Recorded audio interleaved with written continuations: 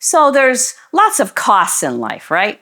Cost of a car, cost of eggs, which now happily is down a little bit, cost of tangible things. That's an easy way to think about a cost.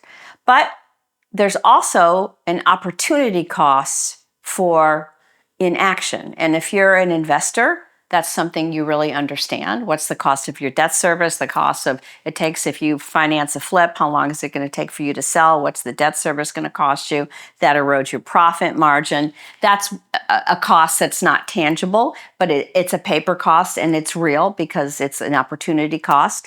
But if you're a buyer or a seller, I was listening to the presser yesterday with Jerome Powell talking about the decision not to have any cuts, which was kind of a non-news event because everyone expected that would be their decision.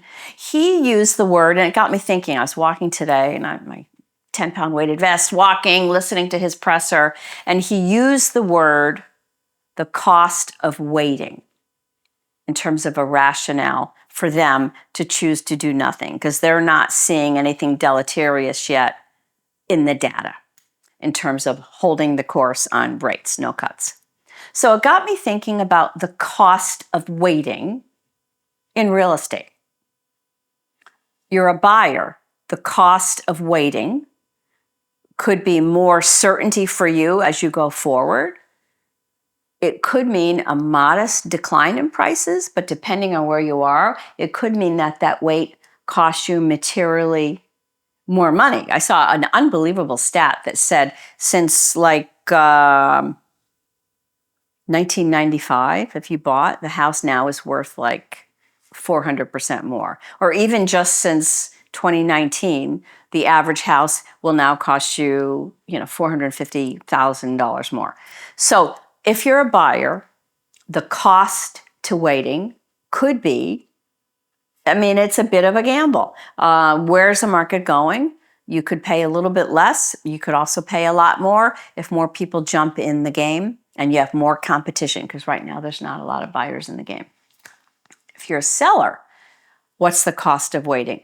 Well, the cost of waiting, it could be you're on the market now and you want to wait for stronger days with more buyers out there. It could mean that you sell for more money. That you need to say is the cost of waiting. Okay, am I okay with carrying this cost to however many months it might take for better days? Is that cost of waiting okay? So there's a literal monetary cost of waiting, but buyers and sellers, there's also a cost of waiting, and we've talked about this before, about putting your life plan on hold. And is the cost of waiting in being by your grandkids or downsizing or getting your dream home or getting that extra bedroom because you just had a new baby? Is that cost of waiting acceptable to you and your loved ones? Only you can really decide. I would say talk to your trusted real estate advisor and pencil out pros and cons and monetary costs of waiting and which one can you tolerate. It's all about risk management, right? Which risk are you more able to tolerate? And that's different for everybody and everybody's circumstances. No outside person can tell you that, but we can help you sort through the options and you can feel more in control so you're making a decision, because there's nothing worse than feeling out of control. But if you pencil out the options, cost of waiting, cost of not waiting, both economically and life stage and emotionally, then you get to make an educated decision and you're in control.